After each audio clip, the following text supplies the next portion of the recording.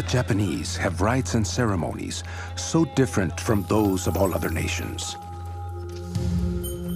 The things they do are beyond imagining, and it may be truly said that Japan is a world the reverse of Europe. To the first Westerners in Japan, it was a mysterious world. It was the fabled Isle of Zipangu that Marco Polo had only heard about. The land of riches that Christopher Columbus set out to find.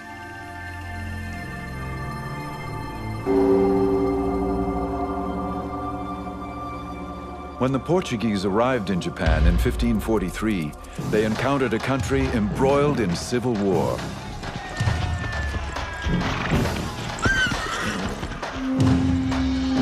Out of this chaos, one samurai warrior would emerge. He would create a regime so strong it endured for over 250 years.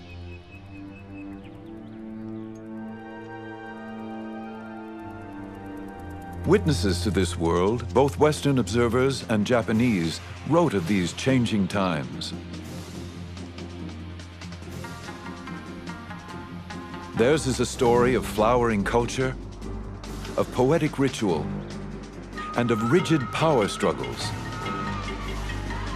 It is the saga of opening trade with Europe and then closing its doors to the West. These are the memoirs of Japan's secret empire.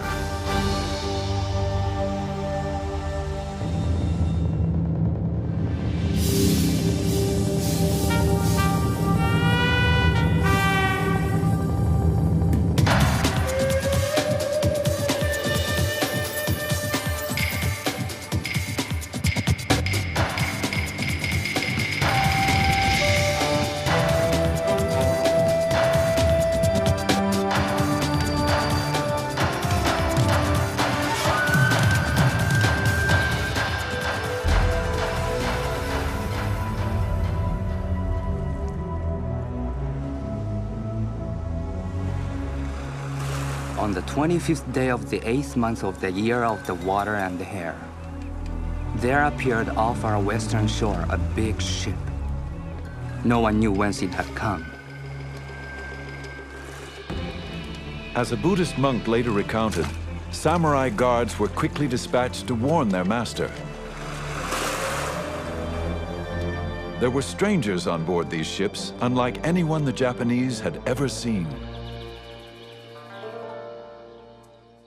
The local warlord, called a daimyo, summoned these strangers, the first Europeans to ever set foot on Japanese shores. It was the year 1543.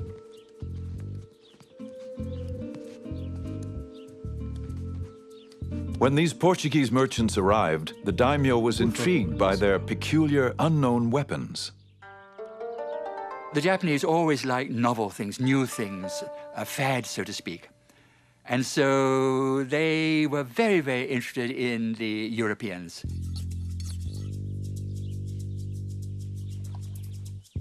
After he watched the Portuguese shoot down a duck, the daimyo purchased 2 guns and put his swordsmith to work making copies.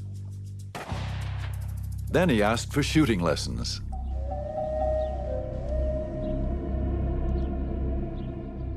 These first Europeans, their guns and their religion, would have unforeseeable consequences.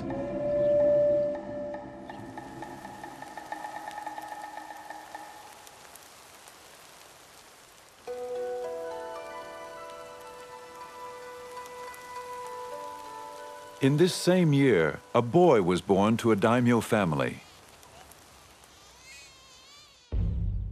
He would be known as Tokugawa Ieyasu. His destiny would be to change Japan forever. As an elite member of the samurai class, the boy inherited a world of tradition, a feudal realm of samurai warriors who ruled by birthright and sword.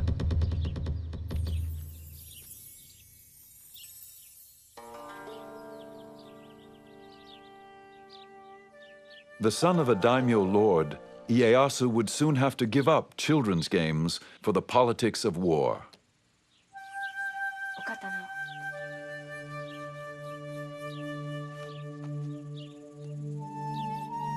When Ieyasu was still a child, the ruling daimyo demanded that Ieyasu's father send the young boy to him as a hostage, insurance that all orders would be obeyed. When children were taken as hostages, it did not mean prisoners. This was all part of the political negotiation in which alliances had to be formed because no one trusted no one else. So there had to be a guarantee, and therefore the hostage was used.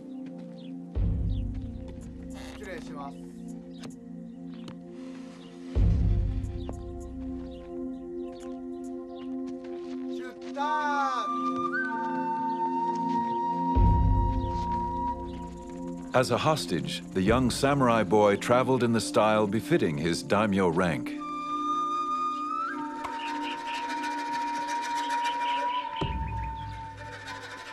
He could not know his destiny, nor could he know that he would never see his father again.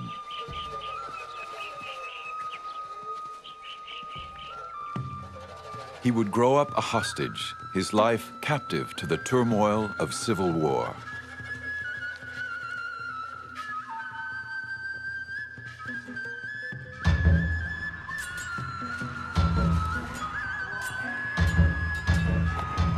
The whole of Japan was involved in wars. Treachery was rampant and nobody trusted his neighbor. They would enter into league with one faction and then desert it for another, as the winds of fortune blew.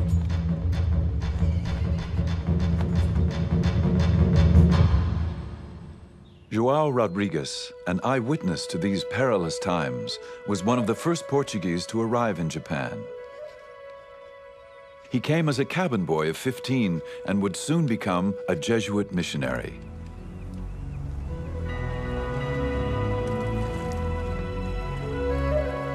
As Portuguese merchants traversed the oceans in search of new ports for trade, Jesuit missionaries accompanied them, searching for souls to save.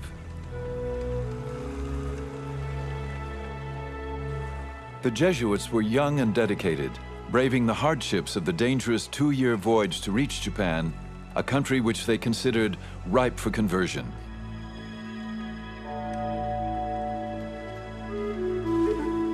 They sent home tantalizing reports of an alien world.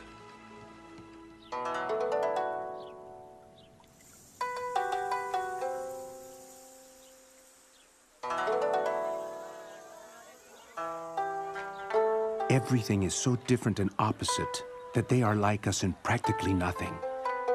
Now, all this would not be surprising if they were like so many barbarians. But what astonishes me is that they behave as very prudent and cultured people in all these matters. This is something which I would not dare to affirm if I had not had so much experience among them. The missionaries thought that the Japanese were such a remarkable race. Their culture was so developed that it was worthwhile writing back to Europe about the culture which they found, the language the Japanese spoke, and a very complex political system without any influence from Christianity, without any influence from Europe. And so I think this is a thing which one should bear in mind, that this was the first time Europeans dealt with Asians on equal terms and not as conquerors and conquered people. Their way of writing is very different from ours because they write from the top of the page down to the bottom. I asked a Japanese why they did not write in our way, and he asked me why we did not write in their way. He explained that as a head of a man is at the top and his feet are at the bottom, so too a man should write from top to bottom. During his more than 30 years in Japan, João Rodrigues became so fluent in Japanese, he became known as the interpreter. His work allowed him to observe all levels of society, from the highest daimyo warlords to the lowest Japanese farmer. Every class of person, noble or humble, uses a fan throughout the whole kingdom. People who have business matters and other things which they wish to remember, write them down on their fans. They are always carrying these fans about in their hands, opening them, shutting them, and looking at them. Nobody would go out into the street without one.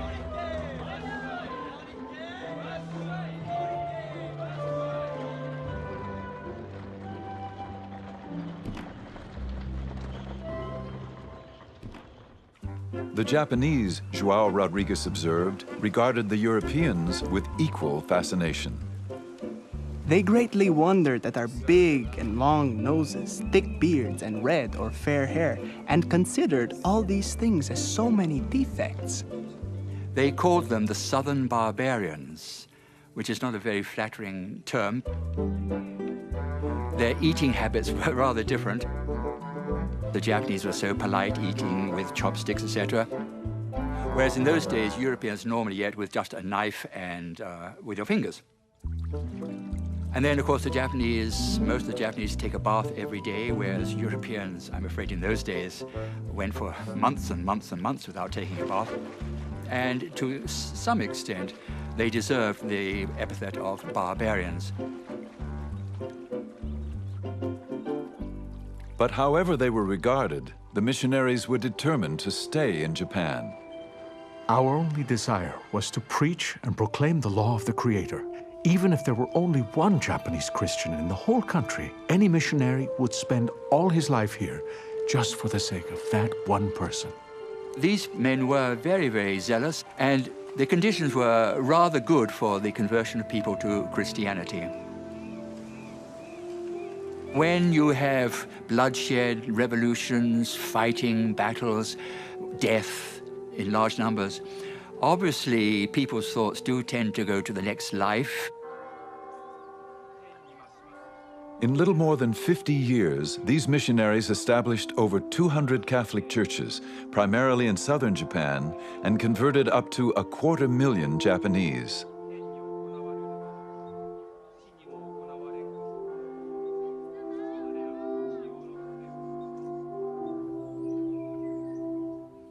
When a Japanese lord or Japanese daimyo changed his religion, he would bring pressure on his people because he had absolute power of life and death on the people below him.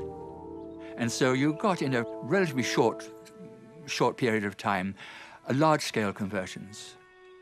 But there was another factor, that some of the daimyo, when they became Christian, they had certain considerations of commerce in the back of their mind, because where the missionaries went, the Portuguese merchants went.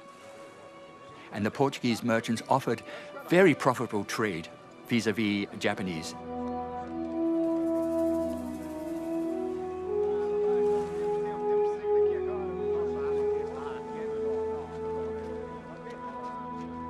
Commerce and religion intertwined.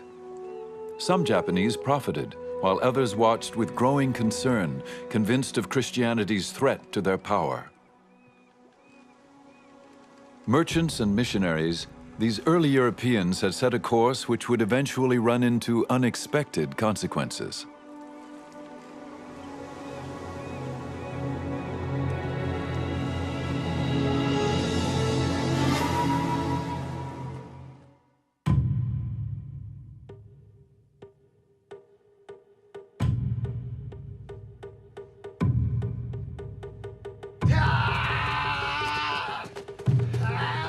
To endure the rigors of never-ending training, to remain clear-minded in the face of grave danger, to face death matter-of-factly, this is the art of kendo, the way of the sword.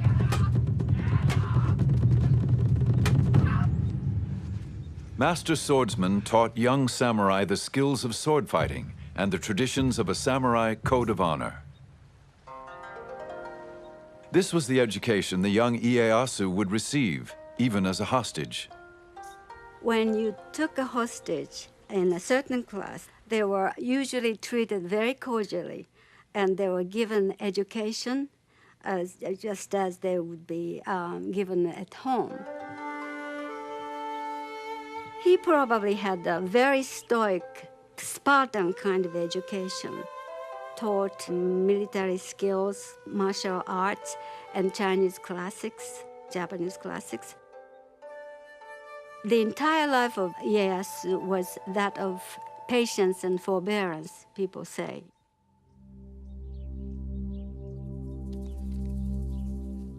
The young hostage, Tokugawa Ieyasu, would learn what it meant to be a samurai. Adopt a stance with the head erect, neither hanging down nor looking up, nor twisted.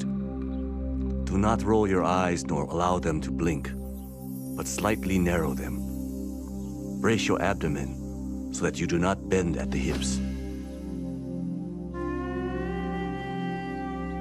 A legendary swordsman, Miyamoto Musashi, would preserve the way of the samurai in a classic book, The Five Rings. It was a guide to strategy, its philosophy embraced in Japan even to this day. In all forms of strategy, it is necessary to maintain the combat stance in everyday life, and to make your everyday stance your combat stance.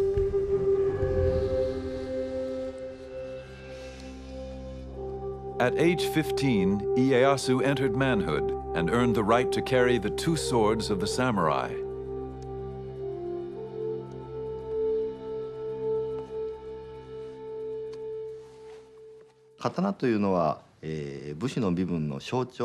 The sword was the symbol of the samurai class.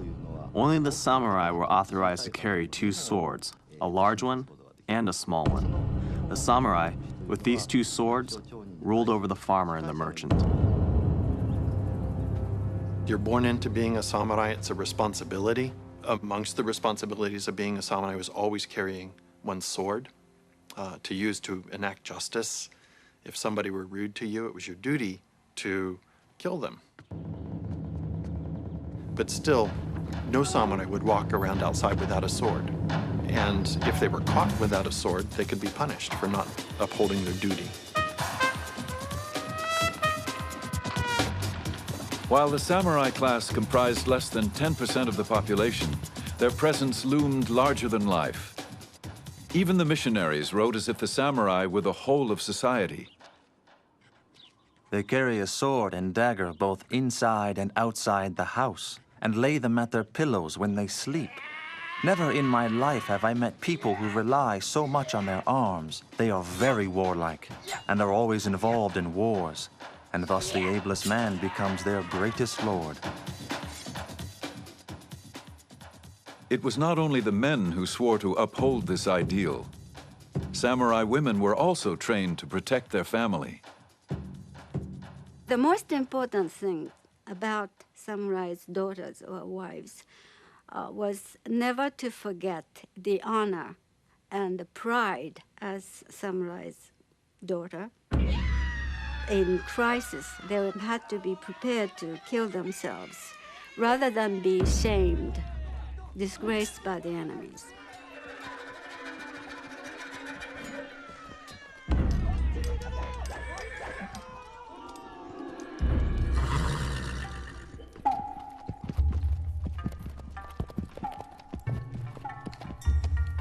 The samurai defended his home and family, but his true glory came on the battlefield, defending his lord against enemies.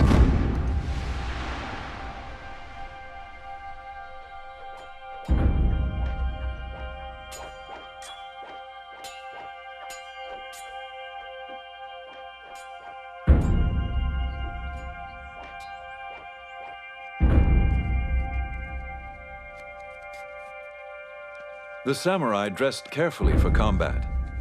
The finely stitched fabric and leather appeared elegant, even fragile. Unseen were the tightly woven plates of steel. Much like his protective armor, a warrior's refined appearance concealed his impenetrable inner core. This ethic, preserved in writings of the samurai, would prepare the warrior to meet life and death with honor.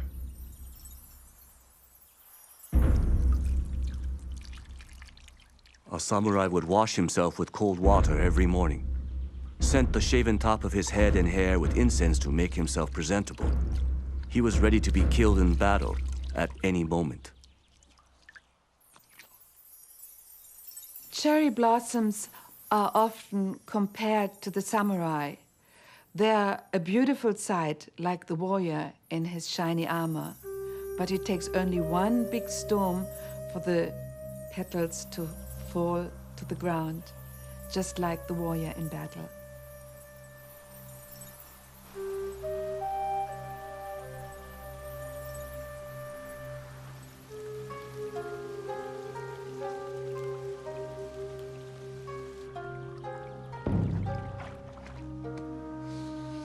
For samurai, as important as knowing how to kill was knowing how and when to die.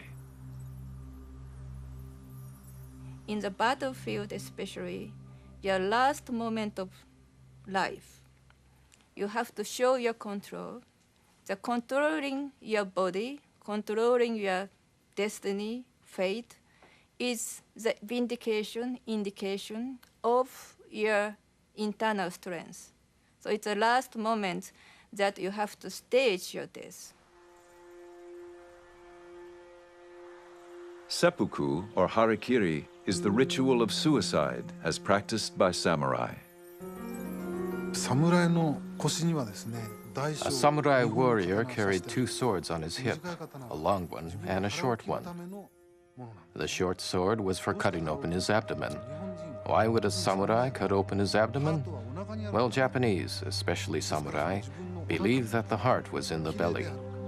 They believed that whether their heart was pure or impure would be revealed when they disemboweled themselves. From the death poem to the final thrust of the dagger, seppuku is a ceremonial ritual of suicide ensuring an honorable death.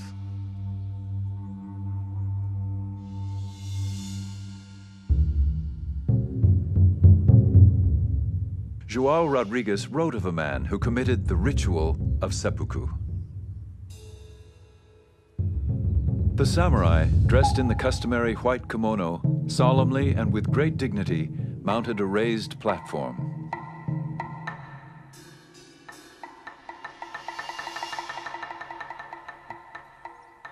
Then, in a loud voice, he told them to watch him carefully as he cut himself open.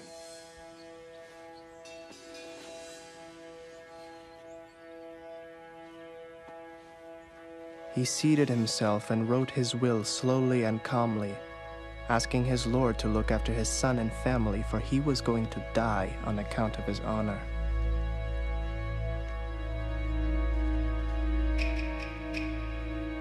He bade farewell, and then in front of them all, he fearlessly cut his belly.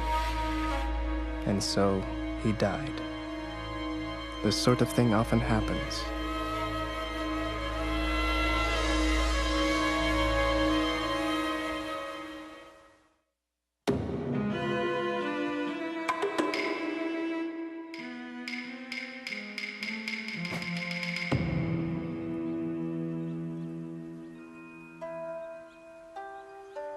There is timing in everything.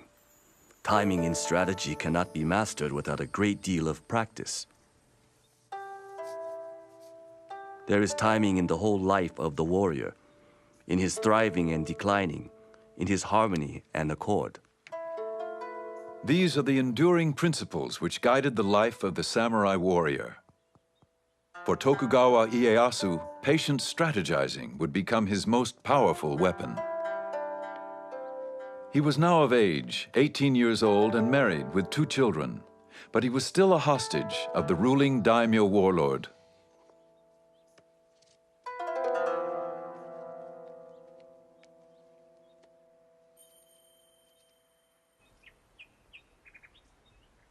As time passed, Ieyasu strengthened his skills as a warrior, fighting alongside his daimyo master. When his master was killed in battle, Ieyasu was finally free to determine his own destiny. Ieyasu was put in a position to have to make a decision at some point, whether to go along with the hostage family, but at all times, he never forgot his ambition to go back to his original castle and to regain all the territory that his father's family had, and to expand that, and to go back to his retainers who were faithfully waiting for him.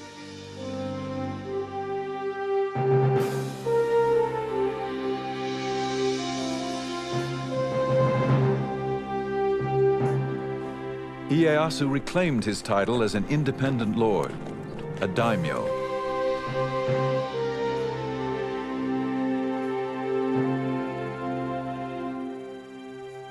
He returned to his family estate. He could now fight on his own terms for his own people. I fought against my enemies solely in order that I might take my revenge on my father's adversaries. Because I was convinced of the rightness of my intention to help the people and bring peace to the land. The years of captivity had honed his discipline. According to his samurai training, he now carefully plotted his strategy.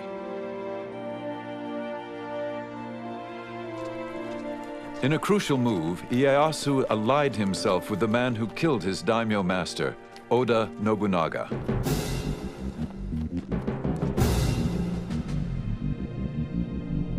Nobunaga had become the most powerful warlord in Japan, feared and ruthless. The missionary João Rodrigues documented Nobunaga's campaign to unify Japan. Nobunaga was the first to begin cutting through the thick forest of wars and discord in Japan. He subdued about half the country, and fear of him made the remaining part ready to obey him in anything.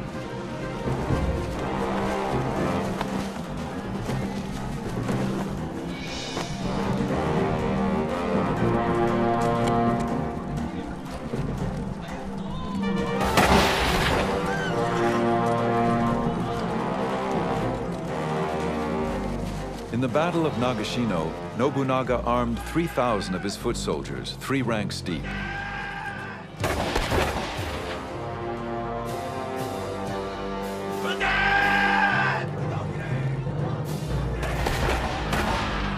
As 10,000 enemy warriors charged, Nobunaga's musketeers fired in succession, decimating the opposing army.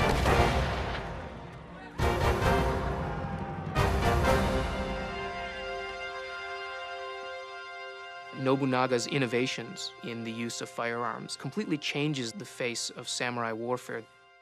The old idea was where you would have 2 samurai meet on the field of battle. They would shout out their names and their lineages, where they were from. Sometimes one would ride out in front of all these troops and challenge someone to come and defeat him. So it was very manly. It was imbued with the ideal of valor.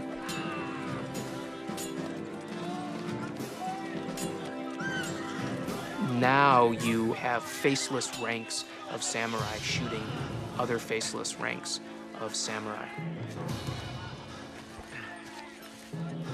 Nobunaga continued to amass power until one night treachery within his inner circle caught him off guard.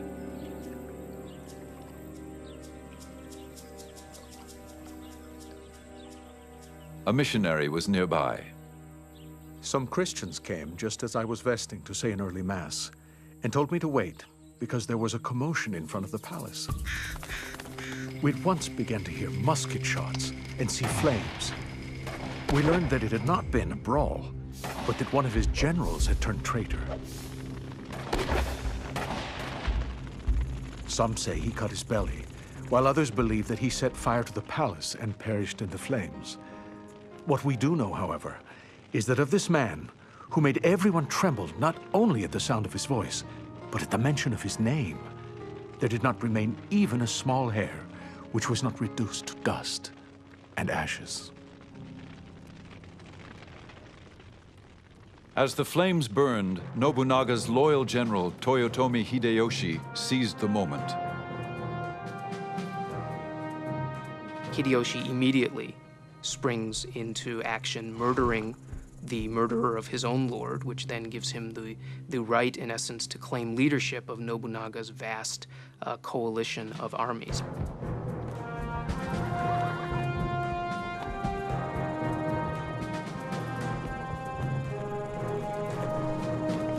Ieyasu watched from a distance. Would he subordinate himself to Hideyoshi's command? Or was it time to fight for control?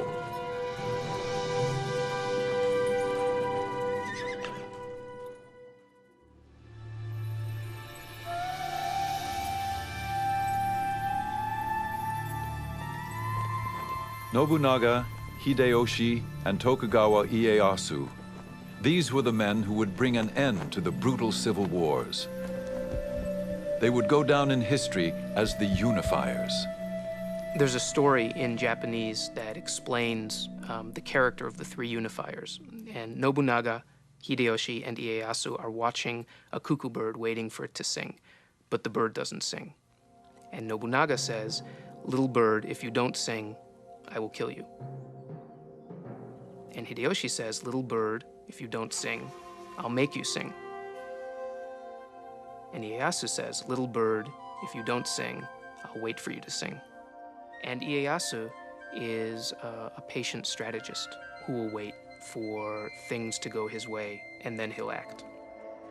After Nobunaga's death, Ieyasu and Hideyoshi faced off in a measured game of strategy, each in his own way trying to outsmart the other. 武人としてのリーダーとすれば、まず自ら先頭に立って。As a military leader, Ieyasu was a courageous man who never hesitated in battle. However, though he was brave, he was also cautious. One famous story, Ieyasu was known as an excellent horseman. One day he and his troops had to cross a very narrow bridge over a raging river. Everyone was watching to see how the great Ieyasu would ride his horse over this dangerous bridge. To his men's surprise, Ieyasu dismounted, took the horse's reins in his hands, and carefully led the horse over the bridge to the other side of the river. That's how vigilant he was. I believe this kind of caution helped him to be victorious in battle. While Ieyasu practiced restraint and careful strategizing, Hideyoshi acted quickly and decisively. Hideyoshi was from peasant stock. The son of a lowly foot soldier, he worked his way up through the ranks. Hideyoshi became known as a brilliant general, and he held the same grand vision of himself. When my mother conceived me, she was given a miraculous omen. On the very night that I was born, the room was suddenly aglow with sunlight, thus changing night to day. Finally, they divined, the child whose birth was attended by these miracles was destined to become a man of unusual attainments. This prediction is fulfilled in me. Shortly after Hideyoshi took control, Ieyasu challenged him. But Ieyasu soon realized there was more to be gained as Hideyoshi's ally than as his enemy.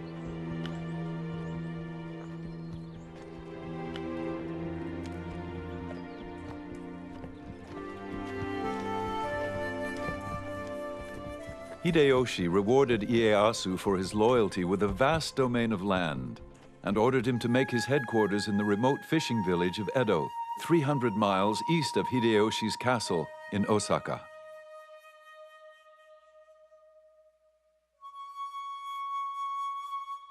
Some might have thought the gift an insult. But in Edo, the village that would later become Tokyo, Ieyasu busied his troops building a massive 5-story castle fortification.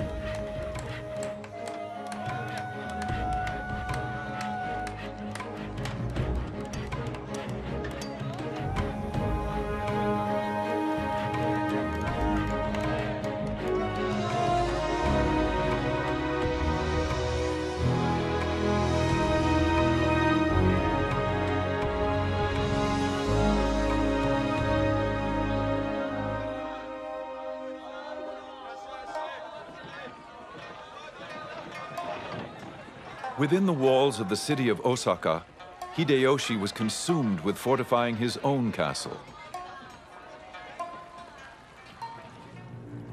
Reputed to be the most impregnable fortress of its time, it was also one of the most ostentatious. Osaka Castle had a strategic location close to the emperor's palace in nearby Kyoto. For centuries, the emperor had remained a ruler in name only, ignored by those who truly held power. He whiled away his days with court gossip, calligraphy, and poetry.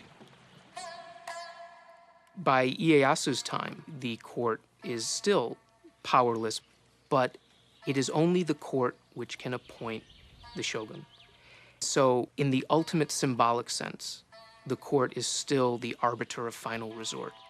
That's why all the warlords are aiming for Kyoto. You have to get the emperor to recognize that you're the most powerful of all of the combatants on the field of battle.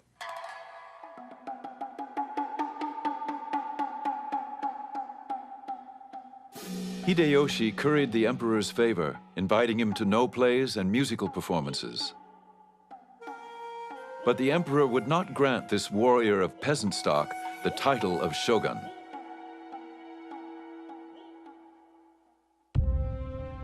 Ieyasu never relinquished his desire for power. He offered the emperor more than invitations. He arranged the marriage of one of his granddaughters to the emperor's son. All of the lords in Japan used family to cement political alliances. You would marry off daughters or marry off sons. What Ieyasu did in particular was have an abundance of sons that he could use. He could set them up to support his nascent government. He could set them up as independent military lords that he could then call upon for help. In contrast, Ieyasu's rival Hideyoshi failed to produce a male heir. Finally, he adopted a nephew and groomed him as his successor. Then, at 60 years of age, Hideyoshi finally fathered a son of his own. He called him Hideyori, and he was the jewel of his life. Hideyoshi's thoughts now turned to the safety and survival of his young son. I cannot describe the endless tedium, as if I were guarding an empty house when Hideyori is not here with me. I say again, strictly order that all be vigilant against fire. Each night have someone make the rounds of the rooms 2 or 3 times. As Hideyoshi obsessed over his own son, his adopted son, now an adult, was in peril. It's clear that by the end of his life, Hideyoshi was acting more and more erratically. He became increasingly cruel, if not sadistic. Then when he finally, in his final years, produced an heir of his own, he ordered this adult male who had been his heir to commit suicide. Hideyoshi then ordered his adopted son's entire family put to death. A missionary recounted. They were drawn along the streets in the carts to the open view of the world. 31 ladies and gentlewomen, with the 2 sons and 1 daughter of his adopted son, the oldest of whom was not more than 5 years old. All their bodies were thrown into a pit, over which was built a little chapel with a tomb in it with this inscription: "The tomb of the traitors."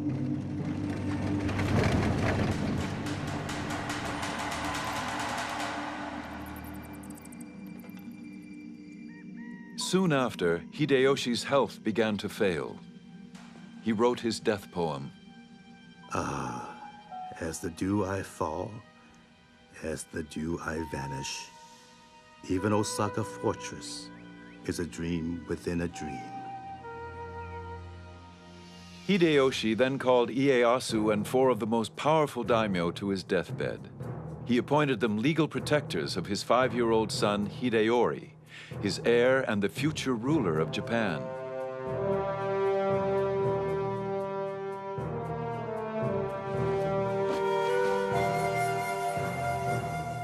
Ieyasu pledged to protect the boy with his own life, a pledge that would become very difficult to keep.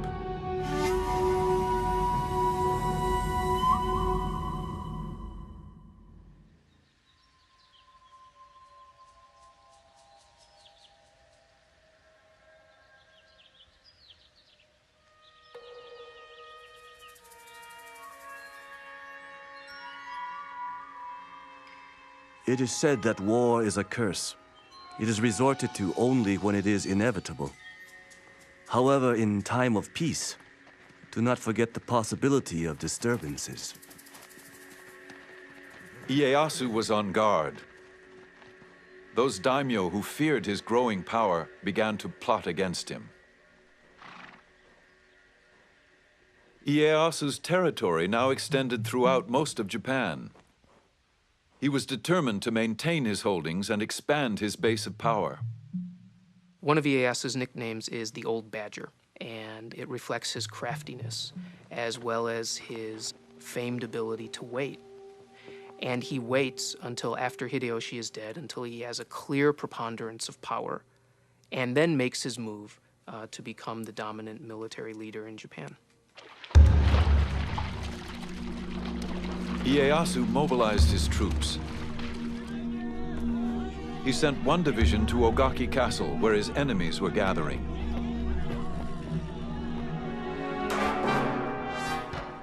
When the battle began, women and children rushed to safety. Ieyasu sent a large force to lay siege to the castle, and they fought day and night. One of the young girls at the castle later told her family of the terrifying experience. Mothers, concubines, and daughters all stayed in the tower and cast bullets.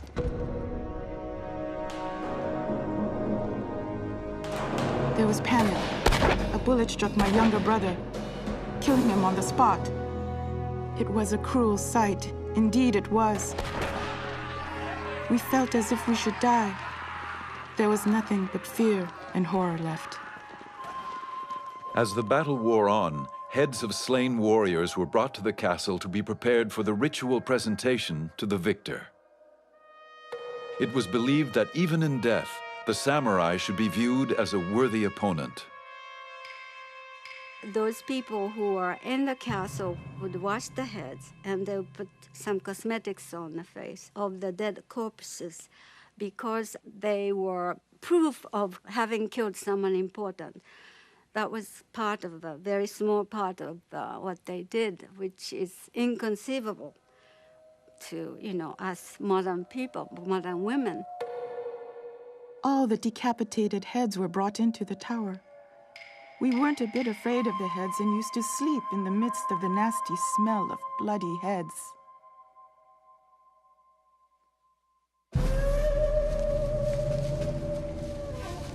Victorious at Ogaki Castle, Ieyasu's troops now pursued the rebellious daimyo and their armies. They faced off in a narrow valley just west of the village of Sekigahara. This would be the battle that changed the course of Japanese history. Ieyasu set up his command post atop a hill overlooking the valley, waiting through the night for the rest of his armies to arrive. At dawn, Ieyasu's attendant physician hastily noted in his journal, "Slight rain. Dense fog in the mountain valley. Can't see. Barely made out enemy banners. On horseback, Lord Ieyasu made out their positions. Estimate distance at 2.5 miles. Ieyasu was outnumbered, with only 50,000 troops challenging his enemy's 80,000. He waited for his son to arrive with reinforcements.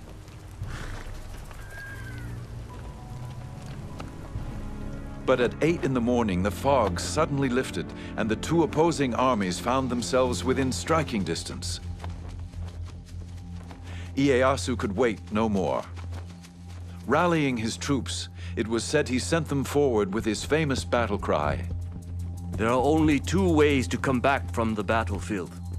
With the head of an enemy, or without your own.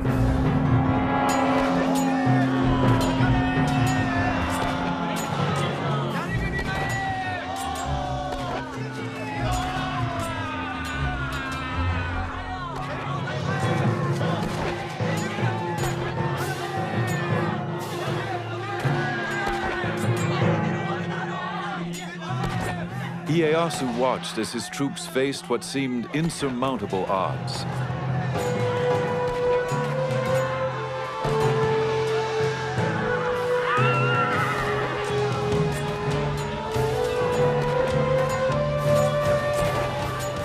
Then, suddenly, the tide turned.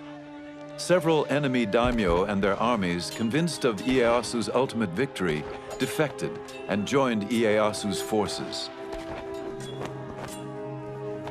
By 2 p.m., Ieyasu's troops had defeated the rebellious army.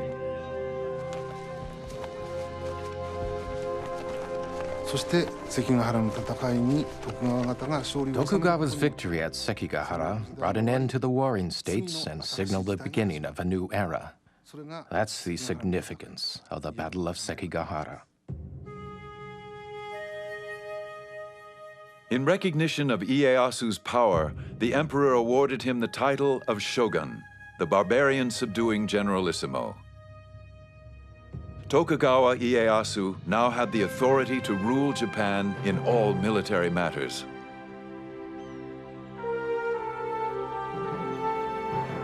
He ruled unchallenged, but always there was the specter of Hideyoshi's young son Hideori growing up in Osaka Castle. Ieyasu had sworn with his life to protect the boy who could someday lay claim to all Ieyasu had won.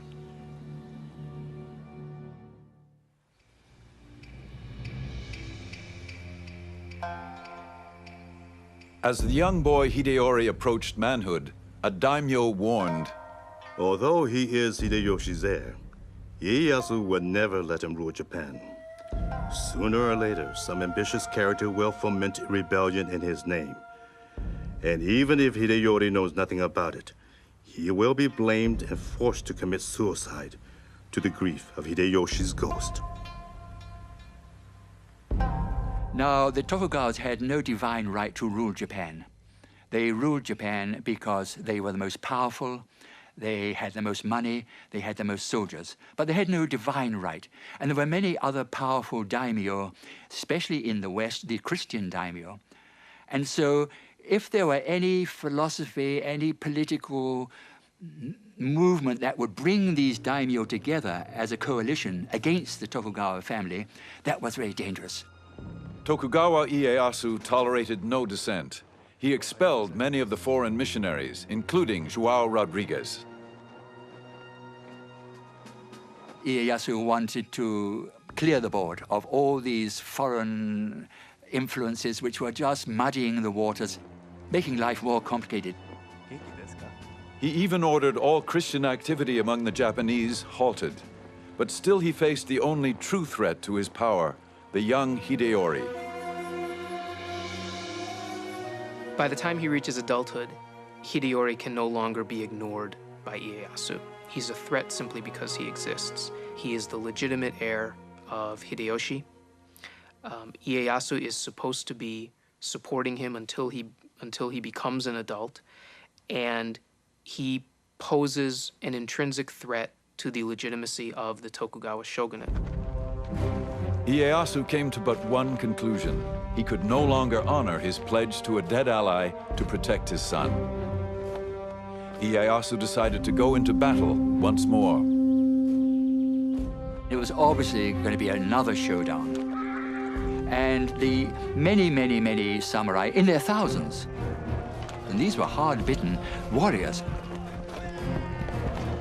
they still owed loyalty to Hideyoshi's family. And of course, they owed just as much loyalty to his son. So they gathered in Osaka Castle. And Osaka Castle was a very strong castle. It was considered impregnable.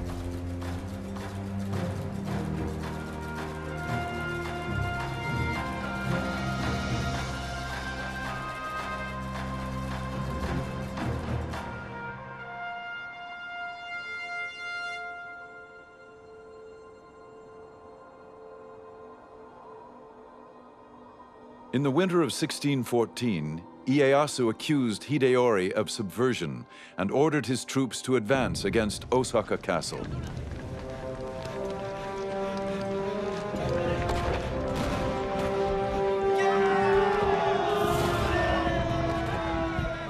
Hideori's supporters, nearly 100,000, held strong.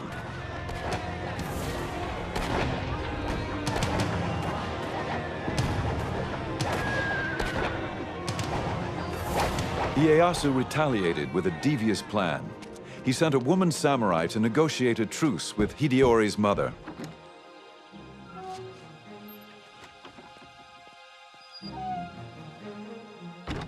Ieyasu offered a safe haven for Hideyori's garrison if in return he agreed not to mount further rebellion against Ieyasu's rule. To prove his intentions, Ieyasu signed the pledge in blood. Hideyori's mother convinced her son to accept the offer. Ieyasu's ploy had worked. As soon as the fighting stopped, Ieyasu began to fill in the moats of Osaka Castle, the deep moats. And the people in the Osaka Castle protested a lot. That was not in the agreement. But that didn't matter. They filled in the moats. And once the moats were filled in, then Ieyasu's troops would storm into the castle. And there was a dreadful slaughter.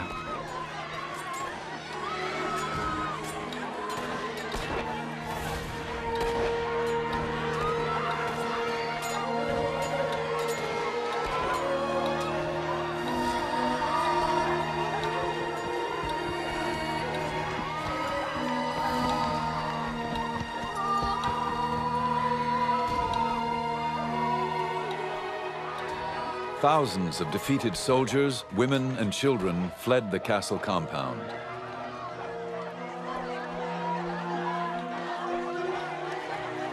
A European merchant recorded the event in his journal.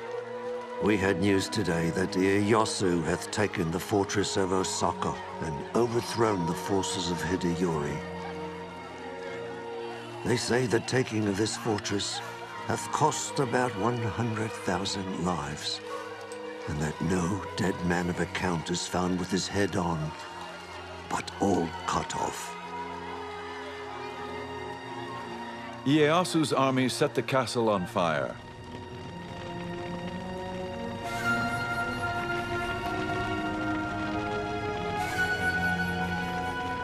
As the flames raged around him, Hideyori refused to surrender and was left with no other option. He committed seppuku.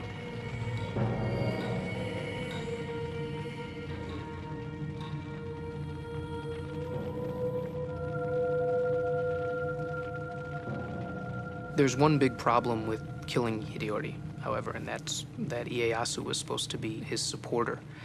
I mean, it's a very realistic, cold-blooded strategy, but he wanted to establish a dynasty that would last through the ages. There is reason to believe that Ieyasu genuinely regretted having to kill the son of his former lord. Ieyasu is said to have paid penance by writing the name of the Buddha 10,000 times on scrolls of parchment.